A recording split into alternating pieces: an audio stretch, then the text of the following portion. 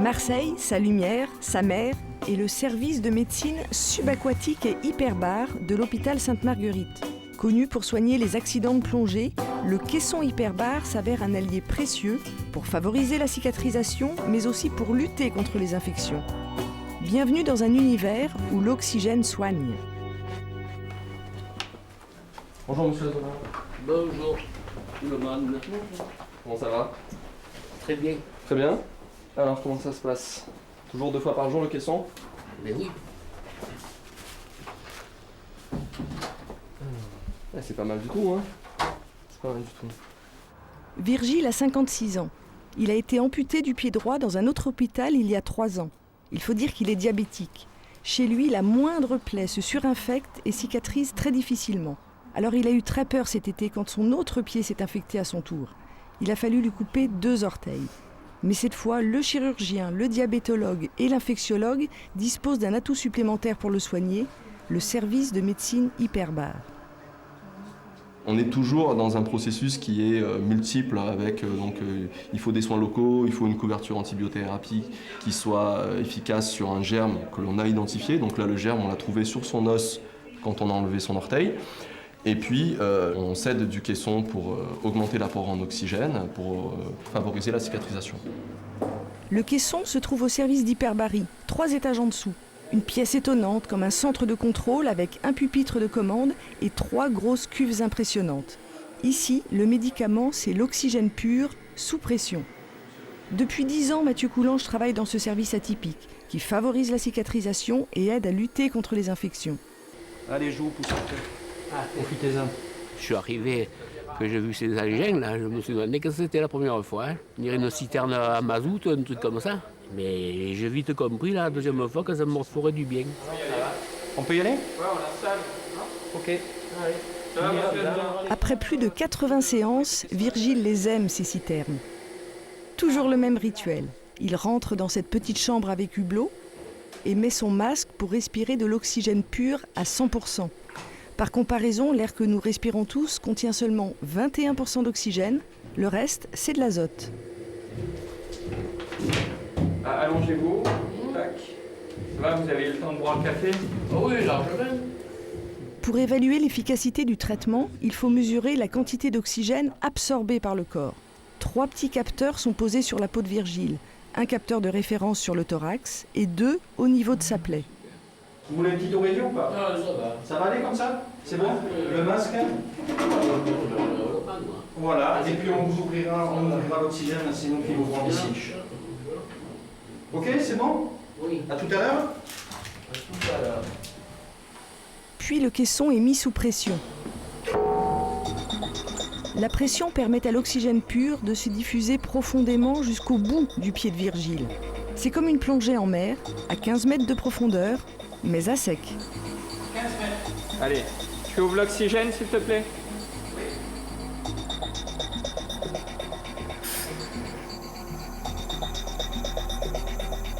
Ce qui nous intéresse, c'est de mesurer la tension en oxygène. La tension en oxygène, en fait, c'est la quantité d'oxygène qui est à l'intérieur des tissus. D'accord? On ne regarde pas ce qu'il y a dans le poumon, on ne regarde pas ce qu'il y a dans le sang, on regarde ce qu'il y a dans le tissu. Et là, on voit chez ce patient, ça fonctionne très très bien, puisque dès qu'on le met en oxygène hyperbare, on voit que la quantité d'oxygène dissous va aller jusqu'au tissu et va réoxygéner sa plaie, puisque la valeur, la tension en oxygène au niveau de sa plaie est en train d'augmenter. Donc ça, c'est bon signe. Il était à 60 mm de mercure. Sa plaie était à 20 ou 30, là on l'a passé à 500. On a des très bons résultats avec les mesures. Le médecin vous expliquera ça tout à l'heure. Au bout d'1 heure et demie de plongée, Virgile ressort direction la salle des pansements. Ambiance détendue, le caisson lui fait toujours du bien. Aujourd'hui, j'ai pas vu de poisson, j'ai vu que des crabes. Toutes les 5 séances, l'équipe refait son pansement, l'occasion de surveiller l'évolution de la plaie. On va vous montrer, hein. Donc ça bourgeonne très bien sur la partie interne du pied. Sur le bord, il y a la peau qui repousse, hein, c'est en train de s'épidermiser. On va encore un petit peu continuer, d'accord, pour essayer de gagner un petit peu, mais je pense que dans une dizaine de séances, on pourra stopper et laisser les choses évoluer spontanément, d'accord? Ça va. À tout à l'heure. À tout à l'heure. C'est bon! Derrière son pupitre, Corinne, la seule infirmière du service, met le caisson sous pression. C'est parti pour une fausse plongée à 15 mètres de profondeur. Et comme sous l'eau, pendant la descente, la pression comprime l'air dans les oreilles. Il faut donc équilibrer les tympans en se mouchant. Il faut être vigilant tout le temps parce que là, comme les séances sont collectives, il faut que tout le monde fasse les manœuvres en même temps et que tout le monde suive. Donc il faut regarder tous les caissons en même temps. Voilà, il y a encore une dame qui se mouche, là, on y va. Donc comme ça, ça va, ça passe bien. La descente dure un quart d'heure. Une fois à 15 mètres, le traitement peut enfin commencer car la pression est idéale. C'est elle qui permet à l'oxygène de pénétrer au plus profond des tissus. Vous pouvez mettre les masques, s'il vous plaît. On était sur air jusqu'à présent, donc on va basculer sur oxygène. Oxygène oui, mais pur, c'est-à-dire à 100%. Ça va aller, calmez-vous. Respirez tranquillement, ça va aller. L'expérience peut stresser. Les infirmiers doivent donc rester très présents pour rassurer les patients. Ce qui est angoissant, c'est le fait d'avoir quelque chose sur le visage, d'être aussi dans un espace clos, de savoir qu'il faut un certain temps avant qu'on puisse ouvrir la porte, puisqu'il y a la pression à l'intérieur et on ne peut pas ouvrir la porte tant qu'il y a de la pression. Et voilà. Puis après, il y a le caractère de chacun aussi qui fait que si déjà on a une tendance à être un peu angoissé, ça ne va pas tout à fait arranger. Au bout d'une heure et demie, la porte s'ouvre enfin. Ça va? Tout à l'heure. Alors moi, ça s'est bien passé, hein, comme d'habitude. J'ai rien vu. Ils me les ont cachés comme d'habitude. Mais c'est le contraire de ce que je faisais avant du parachutisme. Maintenant, là, je fais de la plongée sous-marine que j'ai jamais faite. Alors ça fait du bien. Là, je vais aller au pansement maintenant. Eric a 48 ans. Il s'est cassé le tibia et le péroné en décembre dernier. Opération, plaque, vis, tout était normal, jusqu'à ce qu'un staphylocoque attaque la plaque et l'os. Réopéré en urgence pour éviter une gangrène, Eric a maintenant un fixateur externe, mais son tibia est toujours infecté. Le caisson va intervenir en permettant en fait d'éliminer une partie des germes et on va également favoriser la cicatrisation. Donc on va activer pour essayer de réduire le temps d'immobilisation qui pour souvent ces patients est assez long. C'était pas loin d'ici, sur l'épave de la Drôme. La plongée était magnifique, conditions idéales. Hein. Sauf qu'une fois remonté de sa plongée, Georges ne se sent pas très bien. Il a une douleur dans le dos, alors ses amis l'emmènent à l'hôpital. Pendant la nuit, j'ai senti ma jambe droite se dissoudre, se volatiliser, comme vous voulez. Petit à petit, je la commandais plus, je la sentais plus. Et le lendemain, je tenais plus du tout sur mes jambes. Georges va recevoir un traitement intensif associant rééducation et oxygénothérapie et ressort de l'hôpital sur ses deux jambes.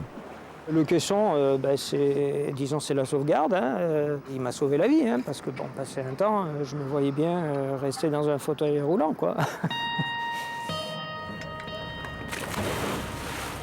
Georges a été victime d'un accident de décompression.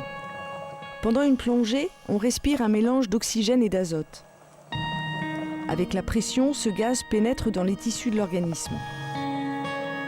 À la remontée, comme la pression se relâche, l'azote est relargué dans la circulation sanguine sous forme de bulles qui vont se dilater. Pour que l'organisme chasse naturellement ces bulles, il faut remonter progressivement, par paliers. Georges, lui, est remonté trop vite. Cet accident, en fait, il a été lié à un relargage de bulles un peu massif et ces bulles ont bloqué la circulation, notamment au niveau de la moelle épinière. Lorsque la bulle bloque la circulation, on va avoir une lésion qui va s'installer, une inflammation, avec des troubles moteurs. La solution, c'est le caisson hyperbare qui va recomprimer les bulles d'azote, réoxygéner les tissus et rétablir une circulation normale. Georges a eu de la chance. Il a récupéré toute sa motricité.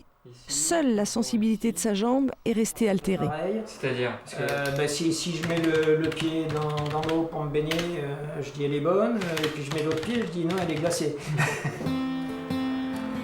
Pour éviter ces accidents de plongée trop fréquents, Mathieu Coulange fait beaucoup de prévention. Par exemple à Arles, avec les plongeurs et les scaphandriers qui travaillent depuis des mois sur des fouilles archéologiques dans le Rhône. Une mission qu'il apprécie beaucoup, car elle lui rappelle ses passions d'enfant. Sur le terrain, l'équipe vient de mettre au jour un chaland de 31 mètres qui date de l'époque romaine, vers 50 après Jésus-Christ.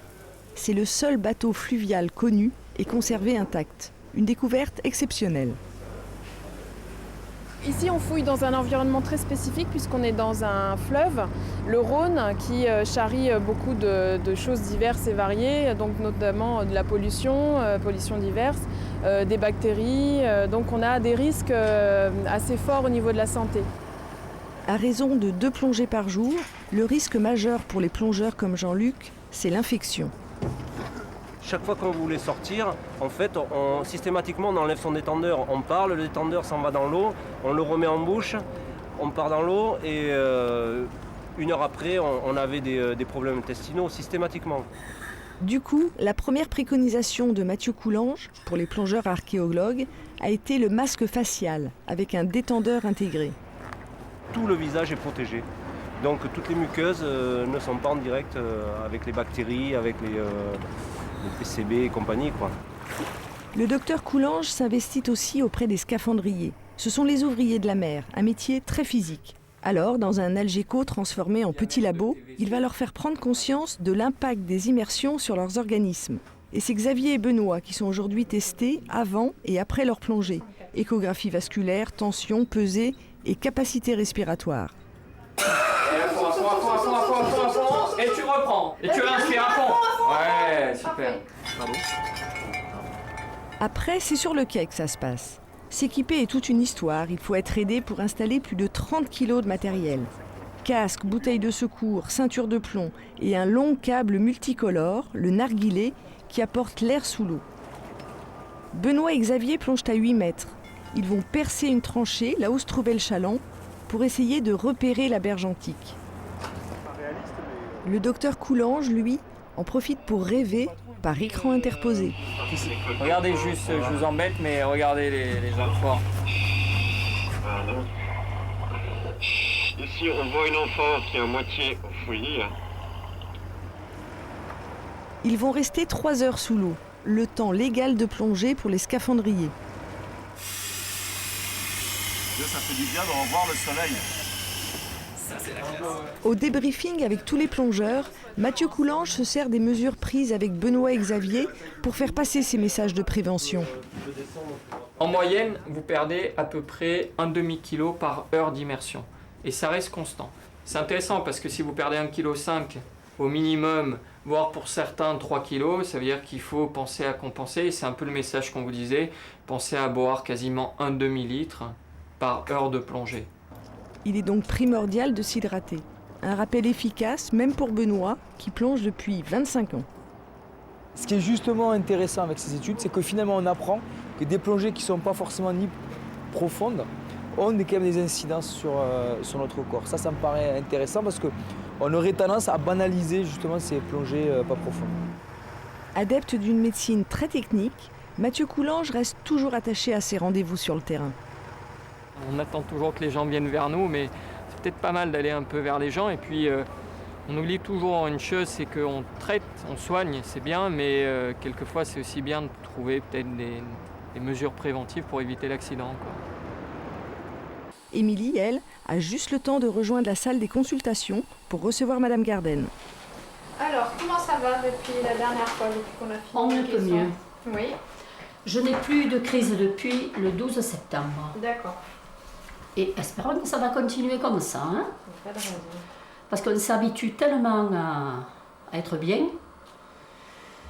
On s'y habitue, hein, à plus être malade. Oui. Ouais. Paulette est tombée malade en 2007, un cancer de l'utérus qui a récidivé l'année suivante.